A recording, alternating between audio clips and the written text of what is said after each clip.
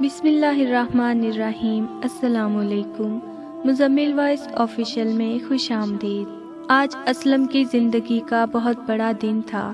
آج صبح اس کی ویران زندگی میں بہار کی امید بن کر آئی تھی۔ صبح حیا کے رنگ لیے اپنے مجازی خدا کے انتظار میں سمٹ کر بیٹھی ہوئی تھی۔ دروازہ کھلنے کی آواز نے اس کی دھڑکن کو بے ترتیب کیا تھا۔ السلام علیکم، بہت محبت اور احترام کے ساتھ کہا گیا۔ جی وعلیکم السلام، جواب میں شرم ہی شرم تھی۔ میں بہت چھوٹا سا تھا جب ابو بیمار ہو گئے۔ میٹرک کر کے فارغ ہوا تھا بمشکل۔ مجھے باقی ہم جولی لڑکوں کی طرح وہ سب کرنے کا وقت نہیں ملا جو اس عمر کا چام کہلاتا ہے۔ ابو بیمار تھے، ان کا شمار معاشرے کے ان لوگوں میں تھا جو باپ کا فرض اپنی صحت، اپنی خوشی، اپنی زندگی سے بھی بڑھ کر سمجھتے ہیں۔ ان کو لگتا ہے وہ نہیں رہیں گے تو ان کے بیوی بچے بھوکے مر جائیں گے۔ یہی سوچ ان کو قربان کر دیتی ہے۔ وہ کسی مشین کی طرح بس کمانے میں لگ جاتے ہیں۔ حالات اتنے برے نہیں تھے صبا۔ اگر وقت پر مرضی کو تشخیص کر لیا جاتا تو شاید ایک اور لمبا وقفہ، وہ کچھ دن اور میرے سر پر رہتے، میں وقت سے پہلے اتنا بڑا نہ ہوتا۔ بھرائی ہوئی آواز میں کہا گیا۔ میں یتیم ہوا تھا، یہ دنیا کا کہنا تھا، مگر مجھے تو بس یہ سمجھ آیا تھا کہ میری ماں اور چھوٹے بھائی کا سائبان اب مجھے بننا ہے۔ میں مخلص تھا اپنے فرض کے ساتھ، میں نہ سمجھ تھا، یہ بات لوگ جانتے تھے۔ وہ مجھ سے کام کروا کر پیسے نہ دیتے یا کم دیتے۔ بہت وقت لگا مجھے اپنے حق کا حساب سمجھنے میں۔ میں اکثر رات میں اپنی کتابوں کو دیکھ کر بہت روتا۔ میں بہت روتا جب میرے ساتھی لڑکے بلند آواز میں لاپرواہ کہے لگاتے، تب میں بے آواز رویا ہوں صبا۔ میں روز رات کو اللہ کے ساتھ پورے دن میں ملنے والے لوگوں کے رویوں کی بات کرتا، اللہ سے پوچھتا، اللہ ان کو رحم کیوں نہیں آتا مجھ پر، کیوں میرے پیسے نہیں دیتے۔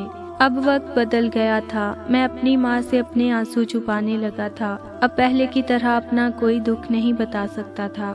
صبا وہ جاننا بھی نہیں چاہتی تھی شاید اب۔ وہ بھی سمجھ گئی تھی یہ بات شاید تبھی جب روز صبح میں لال آنکھوں کے ساتھ اٹھتا تو نظریں چرا لیتی، مجھے بنا دیکھے ناشتہ اور دوپہر کا کھانا تھما کر وقت پر کھانے کا کہہ دیا کرتی، اور ایک اجڑی ہوئی مسکراہٹ۔ یہ ناٹک ابو کے بعد بس 2 سال تک چلا۔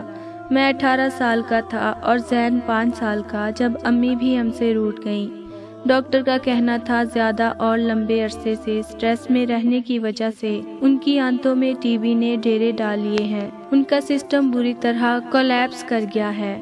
ابو کی طرح انہوں نے بھی میرا نہ سوچا کہ میں کیسے یہ ذمہ داری نبھاؤں گا۔ میں کوئی ذمہ داری نہیں چاہتا تھا مزید صبا۔ میں تھک گیا تھا بہت زیادہ۔ میں میلوں پیدل چلنے والے اس مسافر کی طرح ہو گیا تھا جسے اب کوئی جگہ، کوئی زمین کا ٹکڑا درکار تھا جہاں وہ سکون سے سو جائے۔ ابو کے بعد مجھے بس کمانے کی فکر تھی۔ امی کی جدائی نے مجھے ماں اور باپ بنا دیا۔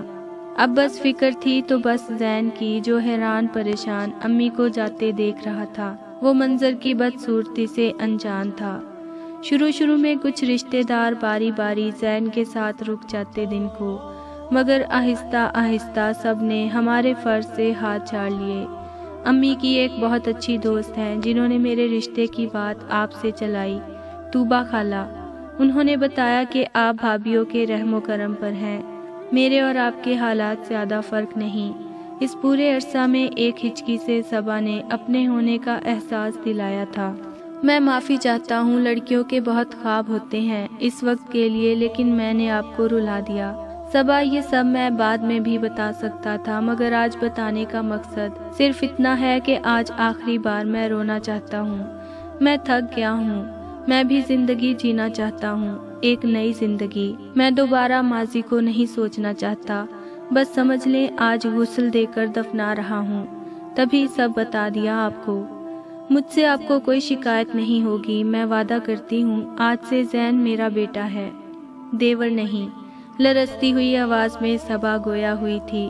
پھر وقت نے ثابت کر دیا کہ بے شک وہ اللہ ہی ہے جو بہت سے غم دے کر ہماری خوشی کا تناسب اس سے زیادہ رکھتا ہے۔ सबा ने जैन को माँ बनकर पाला। वक्त गुजरता गया, शादी को 5 साल गुजर गए, मगर अपनी औलाद की खुशी से वो महरूम रही। सबा ये बात करना चाहती थी मगर जैन को देखकर चुप कर जाती कि कहीं असलम उसकी ममता पर उंगली ना उठा लें। सबा बैठी सब्जी काट रही थी जब असलम परेशान सा आज वक्त से पहले ही काम से आकर उसके पास बैठ गया। सबा, जी क्या हुआ, आज आप जल्दी आ गए, आपकी तबीयत? उसने असलम की आंखों में आंसू देखकर बात बीच में ही छोड़ दी। क्या हुआ है? मेरा दिल फट जाएगा, जल्दी बता दे। असलम ने डॉक्टर की फाइल उसे थमा दी। सबा सब्जी वाले हाथ दुपट्टे से साफ करके तेजी से फाइल देखने लग गई, जिसके मुताबिक असलम बाप बनने की सलाहियत से महरूम था। ये झूठ भी तो हो सकता है ना, ये अल्लाह के काम हैं, डॉक्टर्स को क्या पता। सबा ने भराई आवाज में कहा, यही सच है, मैं हर मर्द की तरह तुम्हें इसकी वजह बनाकर जगह जगह रुस्वा नहीं करना चाहता था, इसलिए सोचा पहले अपने टेस्ट करवा लूं। दोनों गले लगकर फूट फूट कर रोने लगे। जैन अभी अभी स्कूल से आया था। घर में गैर मामूली खामोशी थी। भाभी, माँ क्या हुआ है? आज आपका बॉयफ्रेंड चुप चुप सा है। सबा भी किसी हंसी में जैन की तरफ देखने लग गई। वक्त तेजी से गुजरता गया, इस जख्म पर भी करंट आ गया था। जैन को अपनी तालीम के लिए ज्यादातर दूसरे शहर रहना पड़ता था। घर में बस 3 लोग थे, असलम, सबा और उनकी बंजर गोद। सबा सारा दिन जैन के मुतल्लिक सोचती कि जैसे ही उसकी तालीम मुकम्मल होगी बहू लाऊंगी, फिर उसके बच्चे होंगे। असलम और सबा अक्सर बच्चों के नामों पर लड़ते। सबा आज बहुत खुश थी, आज जैन ने आना था। वो उसकी पसंद के खाने बना रही थी जब एम्बुलेंस की आवाज़ उसकी ज़िंदगी में शोर फौंकने के मुतरादिफ साबित हुई। आज असलम के एक्सीडेंट को बामुश्किल 5 माह हुए थे जब बड़े भाई ने शाम में उसके निकाह की खबर दी। सबा ना जिंदों में थी ना मुर्दों में, वो तो बस एक ऐसी लाश थी जिसे कफन दफन भी नसीब नहीं था। दूसरी शादी उसकी लाश को घसीटना साबित हुई। जैन ने बहुत बार उससे मिलने की कोशिश की मगर बेसूद। वक्त का काम है गुजरना, जो वो बहुत बेरहमी से करता है। जैन एक लड़की को पसंद करने लगा था। वो जल्द ही उससे शादी करना चाहता था मगर वो बेचैन था। वो आखिरी बार सबा से मिलना चाहता था। इसी उम्मीद के साथ वो सबा के भाई के घर गया।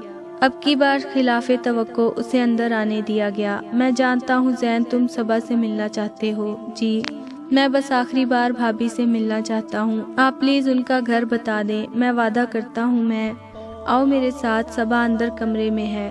सबा के भाई ने बात काटते हुए इशारा किया। अंदर सबा नहीं थी बल्कि जिंदा लाशा था जो गुस्ल के तख्ते पर लेटे अपना कफन दफन का मुंतजिर था। भाभी, ये सब कैसे हुआ? भाभी, मुझे यही बताया गया था बहुत खुश हैं अपनी शादी से। भाभी, मैं क्या जवाब दूंगा भाई को? जैन फूट फूट कर रोने लगा। जैन, तुम अपने बेटे का नाम अहमद और बेटी का नाम जैनब रखना। सबा पुरसुकून सी बोली। हारून भाई, मैं भाभी को अपने साथ लेकर जाना चाहता हूँ, मैं इलाज करवाऊंगा, ये बिल्कुल ठीक हो जाएंगी। जैन, सबा को जिगर का कैंसर है, इलाज बहुत मुश्किल है और लंबा है, तुम कैसे रख सकते हो इसको अपने साथ बिना किसी रिश्ते के? ये भाभी है मेरी, ये रिश्ता काफ़ी नहीं, ये तुम्हारे भाई की बेवा है जैन, हारून ने तल्खी से कहा। तो क्या हुआ अगर भाभी नहीं है सबा अब इसकी? नया रिश्ता भी तो बन सकता है ना, हारून की बीवी शहला बोली। जैन फट पड़ा। ये आप कैसी बातें कर रही हैं? मैं भाभी से कैसे शादी? जैन सर पकड़कर बैठ गया। बस इतना ही हक था जो भाभी भाभी करते चले आए हो। जिम्मेदारी उठानी है तो कोई जायज नाम तो दो। मियाँ, ये फिल्म या ड्रामा नहीं है, 4 बंदों में हमारा भी उठना बैठना है। सबा इन सबको सुकून से देखती रही। जैन, अपने बच्चों के नाम यही रखोगे, वादा करो। असलम और मैंने ये उसी सुबह फाइनल किए थे जिस दिन तुम आने वाले थे। एक आंसू सबा की आंखों से निकलता हुआ गाल पर आ गया। जैन बेबसी से सबा को देखते हुए बोला, ठीक है, मुझे कबूल है, मैं मौलवी लेकर आता हूँ।